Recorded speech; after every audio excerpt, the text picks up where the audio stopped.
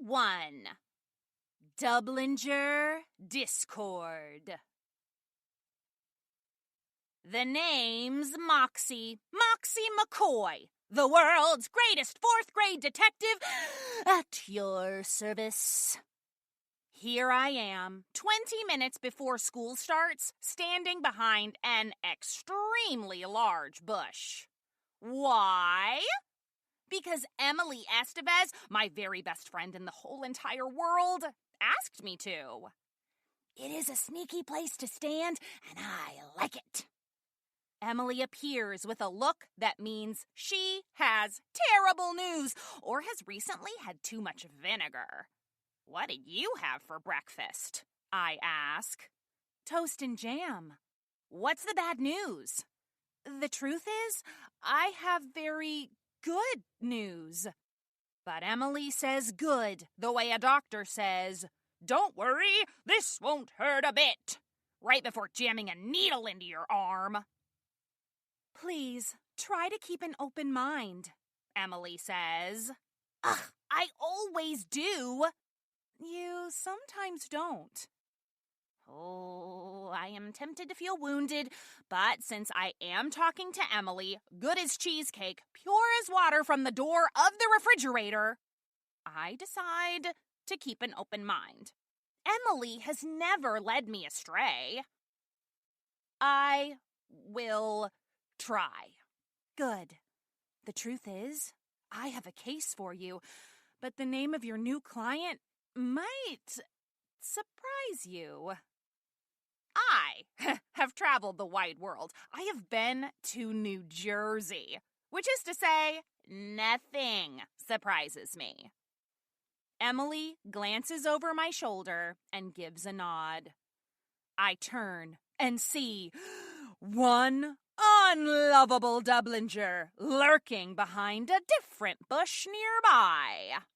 The Dublinger twins, Tammy and Tracy, are my sworn enemies. Tracy is queen of things that are awful and irritating, and Tammy is the jester in her court. At the moment, I can't tell which Dublinger I'm looking at because they have similar sneers and identical notes and always wear matching accessories. The Dublinger approaches.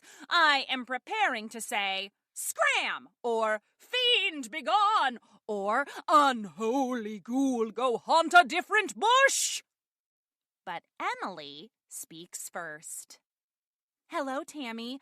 Moxie has agreed to hear about your case and to keep an open mind. Hello, Tammy, I say, with about as much pleasure as I might get from kissing a clam. I wonder whether this is one of those times when it's okay to kick your best friend in the shin. Tammy gnaws at the center of my soul with her beady blue termite teeth eyes. What seems to be the problem? Asks Milton, surprising me a little.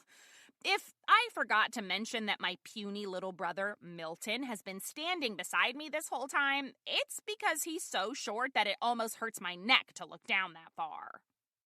Milton fancies himself a detective, and technically, we're partners, so I let him tag along when I'm working on cases. He sometimes says useful things, but mostly he collects dust and resembles a miniature accountant.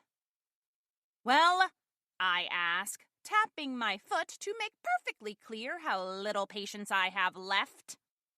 It's better if I show you, says Tammy, who looks as if she'd rather tickle a triceratops than talk to me. She pulls back her coat and reveals her Wonder Scout's sash. Ugh, I say before I can stop myself.